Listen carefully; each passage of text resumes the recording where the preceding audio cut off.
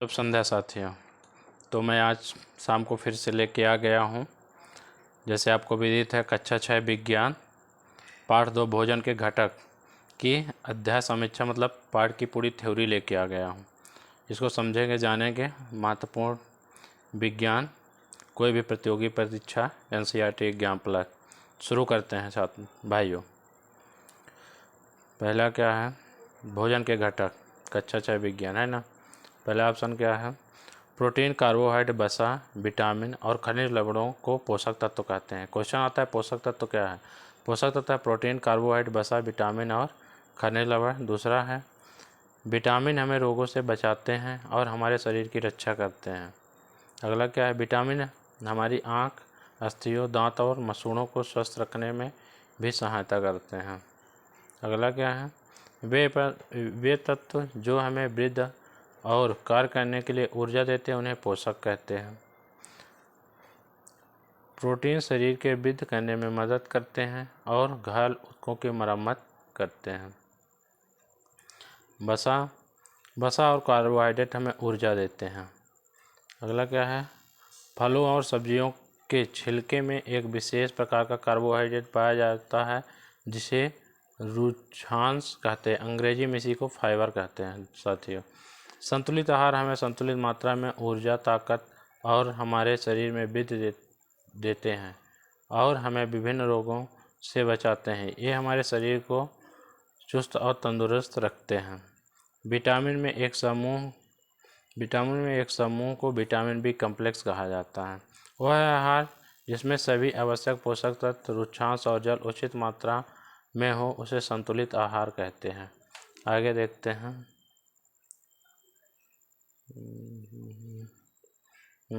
हाँ साथियों,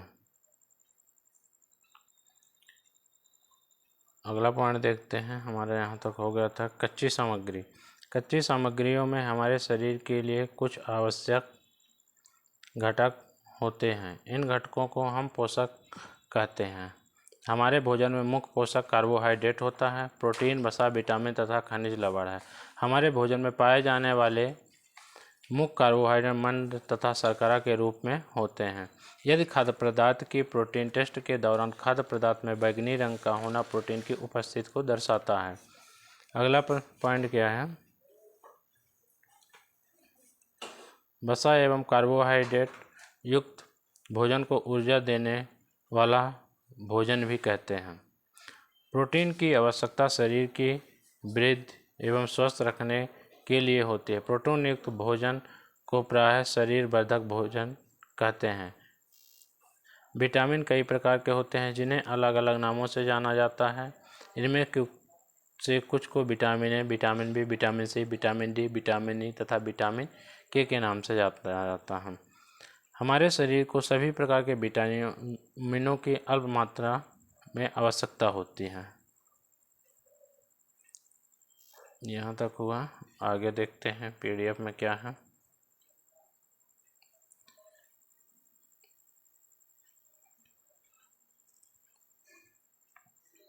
आगे देखें दोस्तों। हमारे शरीर को सभी प्रकार के विटामिनों की अल्प मात्रा में आवश्यकता होती है। विटामिन ए हमारी त्वचा तथा आँखों को स्वस्थ रखता है। विटामिन सी बहुत से रोगों से लड़ने में हमारी मदद करता है। विटामिन डी हमारी अस्थि और दांतों के लिए कैल्शियम का उपयोग करने में हमारे शरीर की सहायता करता है। हमारे शरीर को खनिज लवणों की आवश्यकता अल्प मात्रा में होती है। शरीर के उचित विकास तथा अच्छे स्वास्थ्य के लिए प्रत्येक खनिज लवण आवश्यक होते हैं। अगला पॉइंट क्या है? अधिकांश खाद्य पदार्थों में एक से अधिक पोषक तत्व होते हैं। चावल में कार्बोहाइड्रेट की मात्रा दूसरे पोषकों से अधिक होता है। इस आधार पर हम यह कह सकते हैं कि चावल कार्बोहाइड्रेट समृद्ध भोजन है। अगला पॉइंट क्या है? पोषकों के अलावा हमारे शरीर को आहारी रेशे तथा जल की भी आवश्यकता होती है। आहारी रेशे रुक्षांश के नाम से भी जाने जाते हैं। हमारे खाने में रुक्षांश की पूर्ति मुख्यतः पादप उत्पादों से होती है। रुक्षांश में मुख्य स्रोत साबुन, साबुत खाद्यान्न, दाल, आलू, ताज़े फल और सब्जियां हैं। रुक्षांश हमारे शरीर को कोई पोषक प्रदान नहीं करते हैं, फिर भी ये हमारे भोजन का आवश्यक अवयव हैं और इसका आयतन बढ़ा देते हैं। रुक्षांश बिना पचे भोजन को बाहर निकालने में हमारे शरीर की सहायता करते हैं। रुक्षांश मतलब फाइबर जो हमें फल में मिलता है, रेशेदार खाद्यान्नों में, उसको रुक्षांश कहते हैं हिंदी में, साइंस की भाषा में। देखते हैं आगे।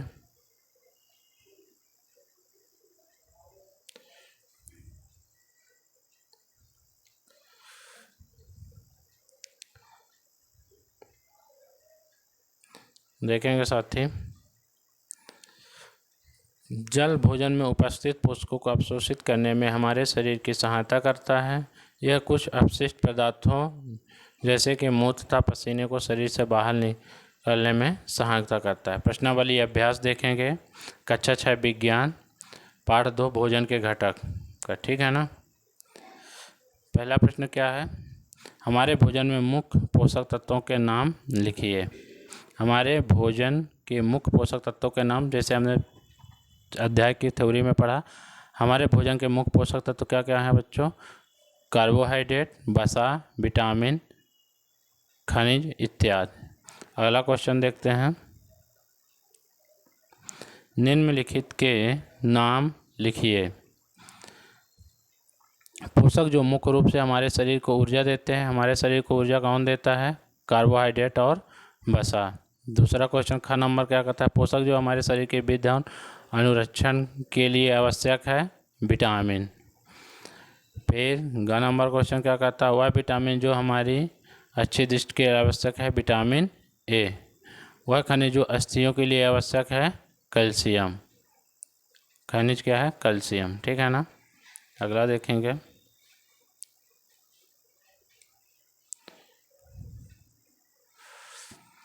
दो ऐसे खाद्य पदार्थों के नाम लिखिए जिनमें निम्न पोषक प्रचुर मात्रा में उपलब्ध होते हैं, जैसे वसा, मंड, आहारी रेशे, प्रोटीन। वसा किस में पाया जाता है बच्चों? घी और दूध में, मंड चावल और आलू में, आहारी रेशे सब्जी और फल में, प्रोटीन पनीर और राजमा में पाया जाता है। आगे देखेंगे क्वेश्चन नंबर 4। इनमें सही कथनों को सही के अंकित कीजिए। सही और गलत बताना है। प्रश्न नंबर का है, केवल चावल खाने से हम हमारे शरीर की पोषक आवश्यकताओं को पूरा कर सकते हैं? गलत है। हमें सभी प्रकार के पोषक तत्व खाना पड़ेगा ना, तब हमारा शरीर काम करेगा अच्छे से, ये गलत है। संतुलित आहार खाकर अभावनीय रोगों को रोकथाम किया जा सकता है, सही है। संतुलित आहार जब खाएंगे तो हमें बाहर के रोग ना आएंगे, ठीक है ना। फिर ग नंबर क्या कहता है? शरीर के लिए संतुलित आहार में नाना प्रकार के खाद्य पदार्थों का होना चाहिए। हाँ, संतुलित आहार में नाना प्रकार के खाद्य पदार्थ मतलब विभिन्न प्रकार के पोषक तत्व होना चाहिए। शरीर को सभी पोषक तत्व उपलब्ध कराने के लिए केवल मांस पर्याप्त है, ये गलत है। मांस पर्याप्त थोड़ी है, रेशा भी चाहिए हमें, विटामिन भी चाहिए, कार्बोहाइड्रेट चाहिए, प्रोटीन चाहिए। क्वेश्चन नंबर अगला देखेंगे साथियों। रिक्त स्थानों के पूर्ति कीजिए। बिंदी बिंदी विटामिन डी के अभाव से होता है, रिकेट्स। जब विटामिन डी की कमी हो जाती है तो क्या होता है? रिकेट्स होता है। अब अगला नंबर ग नंबर क्वेश्चन देखेंगे। बिंदी बिंदी की कमी से बेरी बेरी नामक रोग होता है। विटामिन बी की कमी से बेरी बेरी रोग होता है, ठीक है ना। ग नंबर विटामिन सी के अभाव से बिंदी बिंदी नामक होता है, स्कर्वी रोग होता है। हमारे भोजन में बिंदी बिंदी के अभाव से रतौंधी होता है। विटामिन ए की कमी से क्या होता है साथियों? रतौंधी होता है।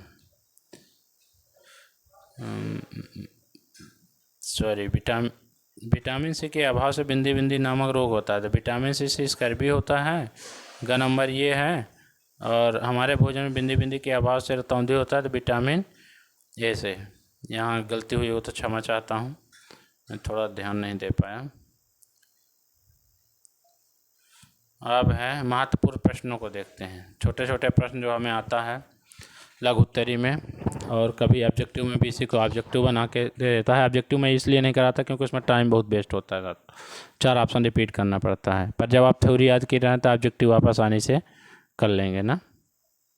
तो देखते हैं पोषक तत्व,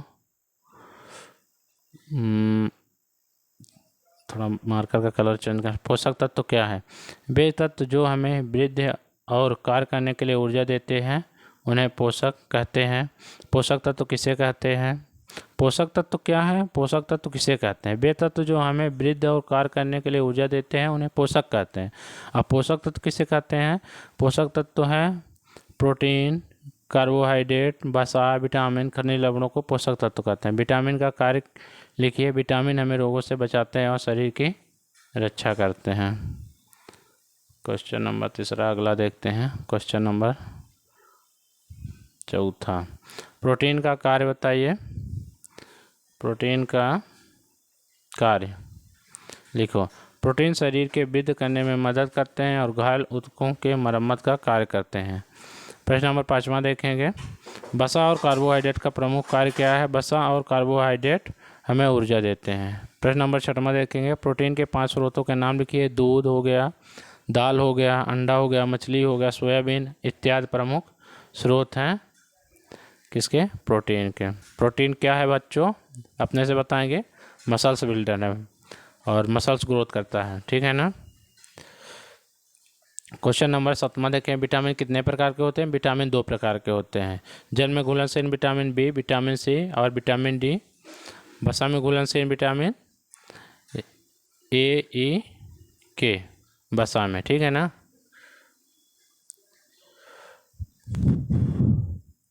यहाँ थोड़ा गड़बड़ है बच्चों, सॉरी चाहूँगा। यहाँ ये विटामिन डी ना होगा, वसा में घुलनशील विटामिन में विटामिन डी आएगा। के, ई, डी, ए के नाम से हम लोग याद कर सकते हैं। वसा में विटामिन, वसा में घुलनशील में। रुक्षांश देखेंगे। रुक्षांश किसे कहते हैं? फलों और सब्जियों के छिलकों में एक विशेष प्रकार का कार्बोहाइड्रेट पाया जाता है जिसे रुक्षांश कहते हैं। जैसे आटा के चोकर पाया जाता है, हरी सब्जियों में रेशे पाए जाते हैं, उसको क्या कहते हैं? रुक्षांश। इसको इंग्लिश में क्या कहते हैं? फाइबर बोलते हैं ना। अगला देखेंगे। भोजन का कार्य क्या है?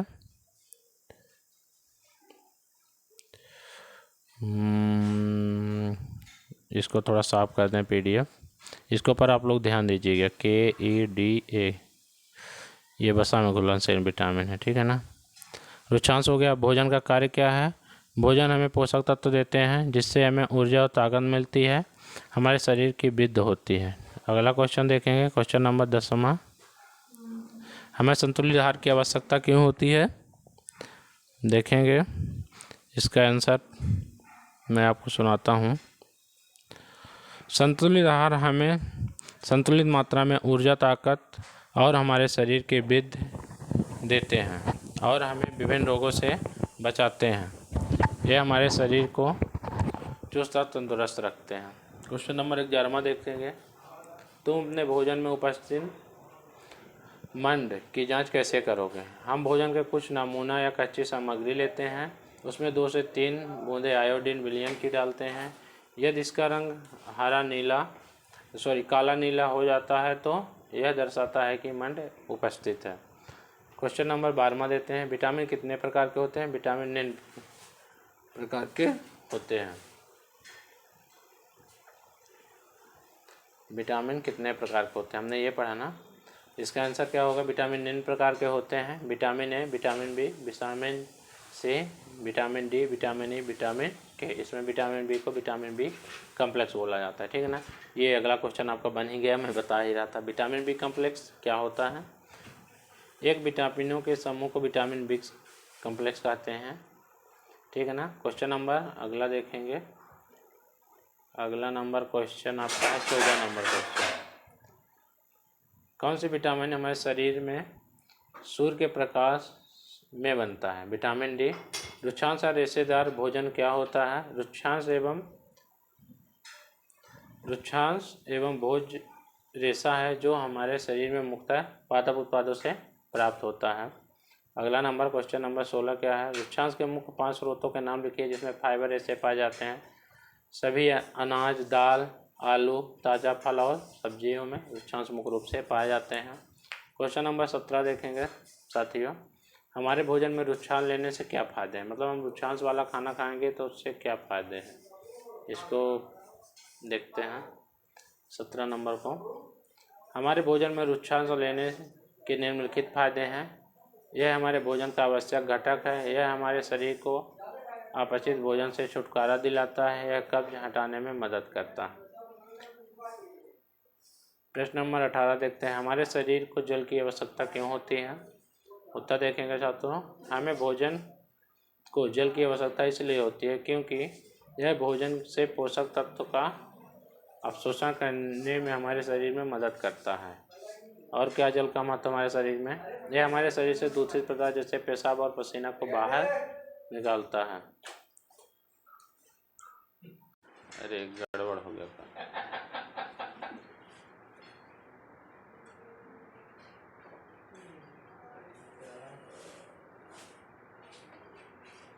थोड़ा टेक्निकल इशू आ गया था। देखते हैं क्वेश्चन नंबर 18, संतुलित आहार किसे कहते हैं। यहाँ तक हम लोग पहुँच चुके थे। संतुलित आहार किसे कहते हैं, वह आहार जिसमें सभी आवश्यक पोषक तत्व, रुक्षांश और जल उपस्थित मात्रा में हो, उसे संतुलित आहार कहते हैं। अगला क्वेश्चन देखेंगे साथियों, अभावजनित रोग किसे कहते हैं।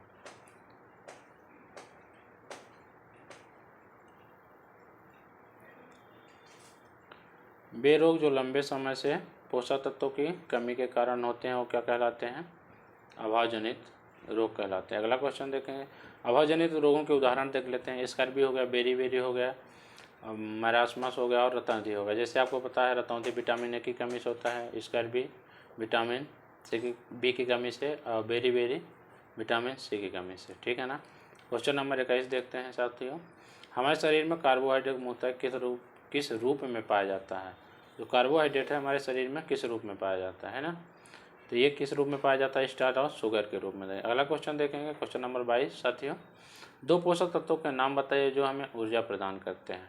तो करंटली तुरंत ऊर्जा हमारे शरीर को कौन देता है, वसा और कार्बोहाइड्रेट। वसा ज़्यादा ऊर्जा देता है और कार्बोहाइड्रेट थोड़ा कम ऊर्जा देता है, पर पहले कार्बोहाइड्रेट ऊर्जा देता है। जब कार्बोहाइड्रेट की ऊर्जा खत्म हो जाती तब हमें शरीर को ऊर्जा कहाँ से मिलती है, वसा से मिलती है। अगला क्वेश्चन देखेंगे साथियों, क्वेश्चन नंबर 23 पे आ गए हैं, वसा या कार्बोहाइड्रेट में से कौन सा पोषक तत्व हमें अधिक ऊर्जा देता है। ये अभी आपको मैंने बताया, यही क्वेश्चन आ गया, देखिए NCERT एग्जाम्पलर का।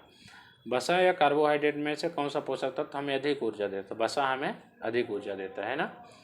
अगला क्वेश्चन देखेंगे क्वेश्चन नंबर 24 नंबर पे, किस पोषक तत्व से भरपूर भोजन को शरीर निर्माण वाला पोषक कहा जाता है। किस पोषक तत्व से भरपूर भोजन को शरीर के निर्माण कहा जाता है, प्रोटीन युक्त भोजन को। प्रोटीन को क्या कहा, मसल्स बिल्डर कहा जाता है, मतलब शरीर हमारा प्रोटीन बनाता है, इसलिए इसको क्या कहते हैं, पोषक तत्व से भरपूर भोजन कहते हैं। क्वेश्चन नंबर 25 देखेंगे साथियों, कौन सा विटामिन भोजन पकाते समय आसानी से नष्ट हो जाता है, विटामिन सी। इसीलिए कहते हैं खाना को ज़्यादा देर तक नहीं पकाना चाहिए, ये इतना भी ना पकाना चाहिए तो कच्चा ही रह जाए, पके ना, इसलिए थोड़ा कम पकाना चाहिए, धीमे धीमे आंचों में पकाना चाहिए। और अगला क्वेश्चन देखते हैं साथियों, क्वेश्चन नंबर 26, मोटापा क्या है। वसा से भरपूर भोजन चर्बी से थुलथुले शारीरिक स्थिति का कारण होता है, इस स्थिति को क्या कहते हैं, मोटापा कहते हैं। चलिए देखिए, कुछ असाइनमेंट कार्य दिया गया है इस PDF में, जो आप लोग प्रैक्टिस करिएगा, अब कमेंट में बताइएगा। इसको मैं रिपीट करता हूँ क्वेश्चन को, जितना बने तो कमेंट करिएगा, मैं ज़रूर बताऊँगा। किस पोषक तत्व की कमी से घेंघा रोग होता है। चलिए बता देता हूँ लगातार, किस पोषक तत्व की कमी से घेंघा होता है। ये आयोडीन की कमी से होता है छात्रों, और जिसको ग्वाटेमाला भी कहते हैं। बेरी रोग का लक्षण क्या है, ये बेरी जो होता है विटामिन बी की कमी से होता है, और इसमें क्या होता है, शरीर थोड़ा लचीलापन आ जाता है, ठीक है ना। अभावजन्य रोग किसे कहते हैं, अभी हमने पढ़ा कि जो पोषक तत्व बराबर नहीं लेते हैं उसे अभावजन्य रोग कहते हैं ना। तो अभावजन्य रोग में जैसे स्कर्वी आ गया, रिकेट्स आ गया, ये सूर्य की कमी से हो गया, विटामिन सी की कमी से हो गया ना। चौथा क्वेश्चन क्या है, पकाए हुए भोजन से अत्यधिक जल को क्यों नहीं फेंका जाता है। क्योंकि जब खाना पक जाता है तो पके वाले खाने में वो जो जल होता है उसमें विटामिन सी चला जाता है, इसलिए उस जल को नहीं फेंकना चाहिए। जैसे दाल पक गई छात्रों, तो दाल में मुख्यतः तो प्रोटीन पाया जाता है, फिर यदि हरी सब्जी पकाते हैं या कोई और पकाते हैं तो उसमें विटामिन सी होता है, तो विटामिन सी नष्ट होकर उसी जल में मिल जाता है, इसलिए उसको नहीं फेंकना। क्वेश्चन नंबर 55 देखते हैं। आहार की परिभाषा दीजिए। संतुलित आहार किसे कहते हैं? दूध एक संतुलित आहार क्या? ये तीनों का आप असाइनमेंट कीजिएगा, ठीक है। ये 7 क्वेश्चन थे, इसमें से मैंने आपको 4 के बताएं। 4 को आपको असाइनमेंट कमेंट में बताना है। यदि आपसे नहीं आता तो फिर मैं बताऊंगा। धन्यवाद। कैसे लगा? आशा करता हूँ अच्छा लगा होगा। नमस्कार, फिर मिलते हैं अगले सेशन के साथ।